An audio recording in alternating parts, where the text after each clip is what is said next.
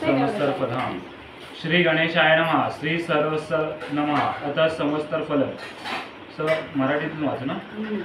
प्रारंभी श्री गजाननाचे स्मरण केले असता सूर्योदय होता, ज्याप्रमाणे तिमिर समूहांचा नाश होतो त्याप्रमाणे सर्व विघ्नांचा नाश होतो। तो सिंदूरवदन देव उत्कर्ष पावत आहे। सर्व कार्याची सिद्धी होण्याकरिता श्री गणपती ब्रह्मा विष्णू आणि महेश्वर यांना नमस्कार करून संवत्सर फळ सांगतो। नूतन संवत्सर सुरू होते त्या दिवशी घरोघर ध्वज व तोरणे उभारावे, मंगल स्नान अभ्यंग करून ब्राह्मणासह देवांची व गुरुची पूजा करावी। स्त्रिया व मुले यांनी वस्त्रालंकारांनी भूषित करून उत्साह करावा। ज्योतिषाचा सत्कार करून त्याचकडून वर्षफल श्रवण करावे, म्हणजे हे वर्ष लाभप्रद होईल। प्रथम मंगल स्नान करून अमृतापासून उत्पन्न झालेल्या कडुलिंबाच्या कोवळ्या पानांचे चूर्ण करून पुढे सांगितल्याप्रमाणे भक्षण करावे, म्हणजे व्याधींचा नाश होऊन सुख विद्या आयुष्य व लक्ष्मी ही प्राप्त होतात। मिरे हिंग मीठ ओवा व साखर यांच्यासह पुष्पासहित कडुलिंबाच्या कोवळ्या पानांचा चूर्ण चिंचेत काढून रोग शांती होण्याकरता भक्षण करावे। पंचांगस्थ गणपतीचे ब्राह्मण व ज्योतिषी यांचे पूजन करून याचकांना यथाशक्ती दानदिकांना संतोषून मिष्टान्न भोजन घालावे।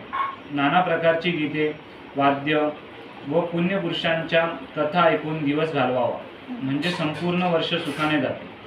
राजाचे फळ श्रवण केले असता वैभव अचल होते, प्रधानाचे फळ श्रवण केले असता कुशलता प्राप्त होते, अग्रधान्याचे फळ श्रवण केले असता लक्ष्मी स्थिर होते, मेधापतीचे फळ श्रवण केले असता वाणी सुरस होते, रसाधिपतीचे फळ श्रवण केले असता धार्मिक बुद्धी स्थिर होते, पश्चाधान्याधिपतीचे फळ श्रवण केले असता दीर्घायुष्य प्राप्त होते।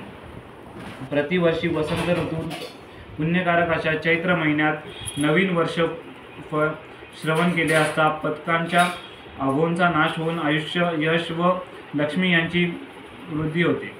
ब्रह्मा विष्णू महेश रवी चंद्र मंगळ बुध गुरु शुक्र शनी राहू व केतू हे सर्व शत्रूंचा नाश करत वर्ष प्रतिपदेच्या दिवशी जे भक्तिपूर्वक संवत्सर फळ श्रवण करतात ते रोग दुःख दारिद्र्य होऊन आनंदाने व धनधान्यादी युक्त होतात।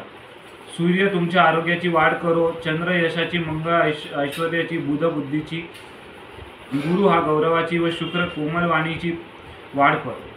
शनी आनंद व राहू भाऊबळ देव आणि केतू तुमच्या कुलाची उन्नती करो। तिथीच्या श्रवणाने वैभव स्थिर होते, वाराच्या श्रवणाने दीर्घायुष्य प्राप्त होते, नक्षत्र श्रवणाने केलेल्या पापांचा नाश होतो, योगाच्या श्रवणाने विनियोग नाश होतो, कर्णाच्या श्रवणाने सर्व इच्छा पूर्ण होतात,